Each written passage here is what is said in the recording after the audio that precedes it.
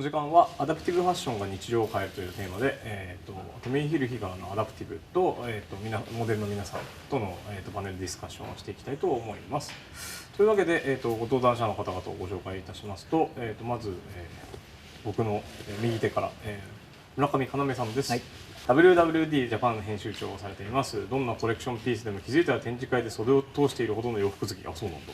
派手な服ほど似合うと勝手に思っている血中ファッション濃度 120% だから放談して書いてあるんですけどこれご自身のプロフィール、はい、という感じです。はい、濃厚な感じですが、よろしくお願いします。濃厚な感じでちょっとファッション界から参りまして、よろしくお願いします。はい、そのお隣が、安倍健太さんです。3人兄弟の末っ子として生まれ、生後すぐダウン症候群と診断されました。はい、公立の小中学校普通学級を卒業後、横浜市内の入力やオフィスの横浜市内のフリースクールに入学。その時両親から自身がダウン症候群の当事者であることを告げられたといいます。その後 IT 関係の企業に就職し、総務部で書類の入力やオフィスの清掃を担当するようになりました。テレビへの出演や講演などの活動を始められています。よろしくお願いします。お願いします。ダウン症のイケメンです。ダウン症のイケメン、そうかもしれない。お願いします。めっちゃ面白い。次は、義手ユーザーとしてご参加いただいているクリリンさんです。これ病名なんて読むんですか？要は肉腫。はい、肉腫の手術前後に化学療法、10月の右上腕の切断をされています。で、2016年から3月から義手を装着し、職場復帰されていて、義手ユーザーとして今回はモデルさんとして参加いただいております。よろしくお願いします。そのお隣は、ギミコさんです。中学校2年生の時に骨肉腫のために、右足大腿を切断、義足になられました。2009年より義足モデルとしての活動を開始しています。森美術館医学と芸術展で蜷川美香さんデザインの義足のモデルを務めたのを皮切りに、そのエッジの効いた存在で多くの作品に出演。浜崎あゆみ、ディル・エングレイのミュージックビデオや写真、映画、イベントやショーなど一つのジャンルにとらわれることなく常に大胆な表現を続け、それを通じて今までにない価値観を生み出しています。よろしくお願いします。よろしくお願いします。で、こちらが、松野新君、5歳になられたんですよね。そうです。好きな食べ物は？好きな食べ物はプリンです。プリン。なるほど。プリンを食べる傍ら、保育園に行きつつ、はい、インスタグラムでもよく拝見しています。よろしくお願いします。ありがとうございます。はい、というわけでですね、今日はこう多彩な方々にいらっしゃっていただいてるんですけど、村上さんからですね、はい、トミー・ヒルフィガーのアダプティブってどういう、ラインなのかとか、どういうコレクションなのかっていうのを、ご説明いただきたいと思います。はい、わかりました。ですね、生まれたのは2016年なので今から5年前になるんですけれども、もともとどうしてトミー・ヒルフィガーがこのアダプティブという、障害のある方に向けて洋服を発売するようになったかというと、大きく言うと2つ理由があって、まず1つがトミー・ヒルフィガー自体が、自閉症を持っている子どものパパっていうところが非常に大きな一つの、契機になりました。デザイナー本人が本当にその子供に毎日洋服を毎朝着せるっていうところが結構大変で、毎日清掃みたいな感じだったっていうふうに当時を振り返っていて、そんな思いがあったっていうところは一つあるのと、あともう一つがですね、その2016年のちょっと前なんですけれども、アメリカで障害を持っている人たち向けのファッションショーが開かれたんですね。でそこでトミーはどんな洋服を見たかっていうと、お母さんが子供にデニムを着せてあげたいと。だけれども、デニムってやっぱり素材自体が結構ゴワゴワして着づらい素材であったりとか、特にそのボタン周りですね、ボタンがすごく硬くて、やっぱり障害のある人にはつけにくいみたいなところがあったので、お母さんがそのボタンの部分を、ベルクロっていうマジックテープにですね、全部変えて、デニムを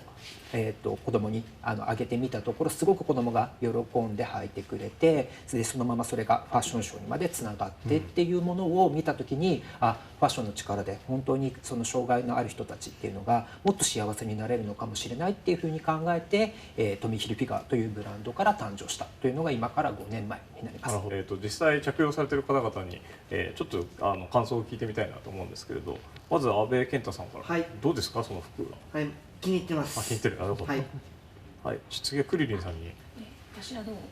右手がこれなんですけど、こっち側これ使ってない場合、ここのボタンホールできないなと思うんですけど、これマグネットだから閉じれるから楽っていう。なるほど。普段だったら仲のいい人だったらここボタンつけて言うんですけど、はい、あんまりね身近にとか言えない時は、ね、このちょっとだらしなくここは開いたままっていうことがなるほどなるほど。はい、ギミコさんはどうですか？私今ここがマグネットで、はい、私手使えるので一見必要じゃない気がするんですけど、さっきこのマイクつける時役だったので、あ、なるほど。パタパタパタってやったらだから面倒くさがり屋にもいいかもしれない。確かにそれは素晴らしいご意見ですね。増野慎君はどうですか？そうですね、このパンツがこのサイドの部分、ベルクロになってたので、いつもこういうハーフパンツとかだともっと伸びる素材、スウェット生地みたいなものを開けて履かせてってゴムのものとかを購入することが多かったんですけど、これだったら全然履かせやすい。はい、なるほどな。後ろ、背中の部分がもう全面的にベルクロになっていて、じゃあもうガバッて開くんですか？はい、だから結構そういう障害があるお友達たくさんいるんですけど、紹介したいなってすごい思います。なるほど、すごいリアリティのある意見ありがとうございます。でその中、今回はアダプティブファッションって今後どうやって日常を変えていくのかなっていうお話をしていきたいなと思うんですけれど、安倍健さんはどうですか？はい、そうだな、普段でも洋服選ぶ時ってどういう基準で選ばれるんですか？基準は今日の、出かける時に、自分で洋服を見て、これいいなって、例えば白とか青とかのことをちょっと考えて、そういうふうな、それをしたいなと思っています。なるほど。ちなみに、そうですね、ファッションショーは普段出られることはあんまりなさそうですけど、ファッションショーは、はい、1回ぐらい。1回ぐらいある。そうなんですね。ありまして。今回はどうですか？今回は初めてなんで、はい、それをもっともっとまた出たいなって思ってます。なるほど。ぜひこれをきっかけにどんどん出ていっていただければと私も思って応援してます。ちなみにクリリンさんは普段服選びとかでお困りになられたりとかすることは？この労働義手っていうか、ここベルトがあるんですね。はい。ベルトが見えないような服を選ばなきゃいけないというのはちょっと悲しいなと思って、でもこれはちょっとかっこいいから見せたいのがあるんですけど、はい、このハーネスというかこのベルトを見せたくない洋服を選ぶときは普通のリアルな手っていうか装飾義手をつけてここだけ、でなんですけど、でもここ見えちゃうから難しいです。選び方が。でもこの義手を見せたいから、そういうのが例えばゆうこさん着てるのこういう感じだったらここ見えますよね。はい。夏だったらこの格好で行ってくれてます。あとは今日思ったのが、ちょっとコロナ太りでウエスト終わりちょっとね浮き輪がいっぱいついちゃって見せられない。浮き輪がついた。そうですか。これがついてるの、ここの。ここに。これユニフォームとか職場、私ナースなんですけど、これが職場のユニフォームのズボンがこれだったらすごく快適とか思うんですけど、ナース服に混ぜていいかなと。確かに片手で詰められればね、それは非常に楽だろうなと思いますね。ちょっとギムコさんにも振っていきたいと思うんですけど、普段義足のモデルさんとして活動されてると思うんですが、なんか義足のモデルさんっていう見方で見られる中で、それが自分の例えばアイデンティティとして見てるのか、それともなんだろう、義足っていうものをなんかどういうふうに自分の中で捉えてるのかっていうところをちょっと聞いてみたいなと思うんですけれど。義足だったからモデルになったので、なるほどって感じだと思うんですけど、足を切断して義足になってモデルになるまではあるので、すぐにそういう考えがとかそこが直結してるわけじゃないんですけど、いろいろ自分のこと将来とか進路とか考えた時に、ファッションだとかアートだとかそういうクリエーションとかそういうのが好きで。で一番手っ取り早くその世界に行けるのってなんだろうってなったら、自分を素材にすることかなって思って。被写体だったりとか、ファッションだったりとかするモデルって、なるほどな。ちなみに、義足には何らかこだわりがあったりされるんですか？いや全然ないです。全然ない。いやファッション的なこだわりのポイントがあったり、いや今クリリンさんはほらすごくファッション的な義手のこだわりが今。これはオーダーメイドでされてるってわけですよね。私のこれオーダーじゃなくて、そのまま。市販っていうんですか、よくわかんないけど、汎用品ってことですね。そう、それなので、全然デザインされてなくて、もうこういう義足が欲しいですって提案する前になんか疲れちゃって。なるほど。じゃあ汎用品でいいです。それもそれで非常に、それも逆にファッションとしては成立してる気がします。増野慎君のお母さんのことは何て呼べばいいでしょうか。増野慎君のお母さん。はい。増野慎君のお母さんとしてはこういうアダプティブなファッションとか、あと服とかデザイン多様性のある社会に向けてどういうことを普段お考えになったりとか、逆に増野慎君に服着せてる時とかにどういうポイントで選んだりとかされてるんですか。やっぱり第一には私はもう本当に親が楽なのがもう一番だと思ってるので、正直やっぱり着せやすい服が一番かなっていうのはあります。着せやすくてかつ見た目が良ければなお良い。そうですね。でもやっぱりちょっと我が子なのでいつもやっぱりかっこいいねとかかわいいねと言われてほしいっていうのは、多分普通のお子さんお持ちの親と一緒だと思うので、もうそこに関してはやっぱりもう自分の好みでなるべくもうやっぱ着せやすいのが一番だけどかっこいいかわいいっていうのは、もっと広がっていくといいですよね、きっといろんなブランドにね。今回アダプティブファッションテーマに、パネルもさせていただいてますが、ファッションショーもやらさせていただいて、なるべく世の中の人にこういうアダプティブなものがあるんだよっていうのをなるべく広めていきたいっていうのがこのファッションショーの一つの方針で、楽しめるファッションがいっぱいあるんだっていうのは、例えば義手の方々だったりとか義足の方々だったりとか目が見えない方々、耳が聞こえない方とファッションって別にあんまり遠くはないんですけれど、そういった方々にも届けたいなっていうこともあり、あとなんかいろんな世の中に誤解があって、例えば義足でスポーツ用義足履いてるとなんか君はパラアスリートになるのとか言われたりすると、別にパラに出る人はそんなに多いわけじゃないから、それはそうだろうみたいなこともよくあって、でそういうなんかありていの誤解を大体解きほぐしていきたいっていうのがなんかこのイベントの結構な目標だったりするんですけど、そういったものに対して当事者としてどういうことを思ってらっしゃるのかなっていうところで、クリリンさんはなんか自分の身体の認識と周囲とのギャップで何か普段思うことってあります？私は2015年病気で片腕を失ったんですけど、やっぱり当事者になってみなきゃ分からなかったっていう部分があったんですね。でも私は私みたいな、手がある時とない時は変わらないから。確かにその義手にはそれのメッセージが異常に込められてるように僕は感じますけど。そんな感じなの、個人の持ち方次第もあるのかなと思うんですけども、周りもなんでしょう、私がこんな感じだったから変わらず関われてくれたっていうので、なるほど、変わらないのよと思って。確かに。と思っているんですけど。ちなみに一番他人にギョッとされる時はいつですか？ギョッとされる、これで電車に乗っててこんなんやってたら結構二度見されたりなんかで、子供こう指さすんですけど、お母さんたちが見ないで子供をこうしたり、親御さんもいれば聞いてくればって親御さんもいるので、聞いてくればって親御さんも聞いてくる方がいいですよね。ちなみにギミコさんはそういった当事者性の中で今社会と自分の間にあるギャップとか気になっていることとかってあったりしますか？さっき落合さんがおっしゃられたことで思い出したことがあるんですけど、私もかつて陸上板バネの義足をつけてっていうのをやったことがあったんですけど、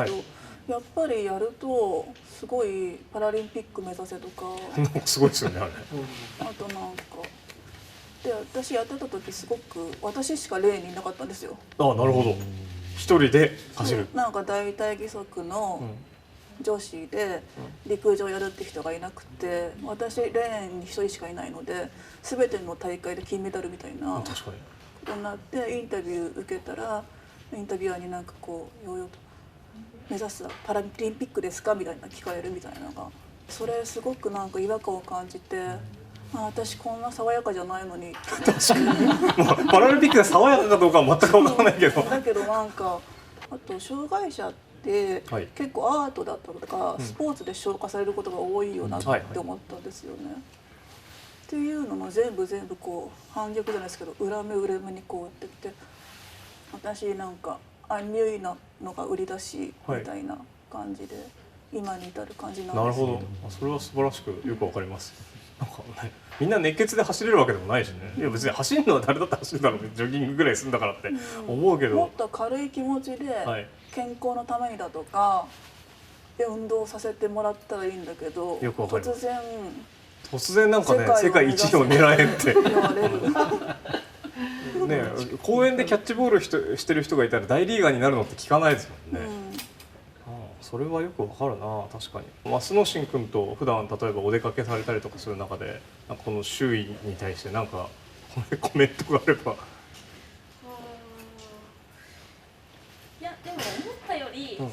別になんかそんなすごい優しいっ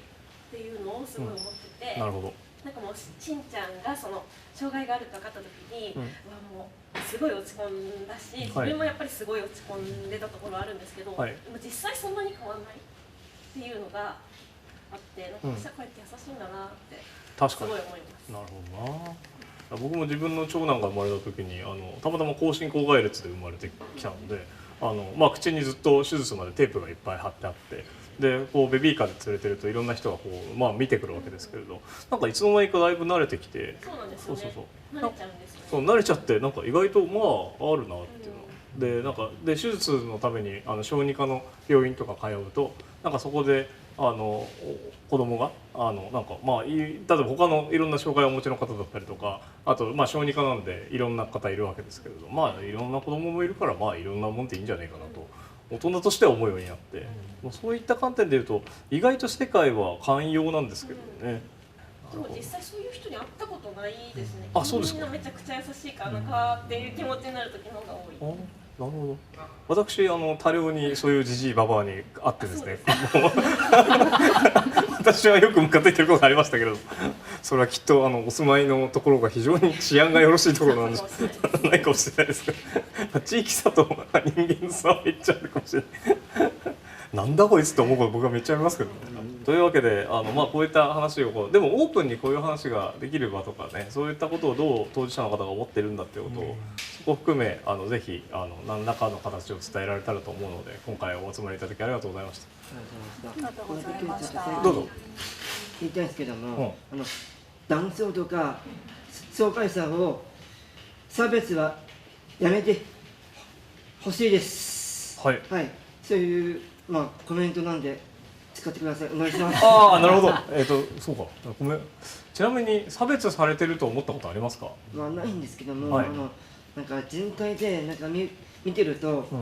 障害者とかみんなとか頑張れるし、ファッションショーとかもできるし、から全体の笑顔でファッションショーをしたいなと思っています。なるほど。はい。ありがとうございます。差別はやめてほしいです。今しっかり取れました皆さん。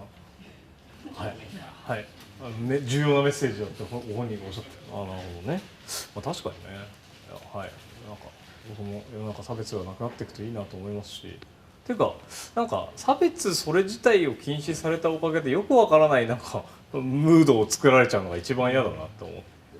なんかラインをね、なんかもっとみんな違ってみんないいのにねとか、みんな違ってみんなどうでもいいからそんな気にしなくていいのにねって思うことは多いんですけれど、今回はこのステージに来られてる方も大体みんなめっちゃ寛容でかつ尖ってる人ばかりなので、はい、その人たちのエネルギーをもらって見てる方々がきっとちょっとでも変わるヒントがもらえればいいなと思います。今日は皆さんお話ありがとうございました。ありがとうございました。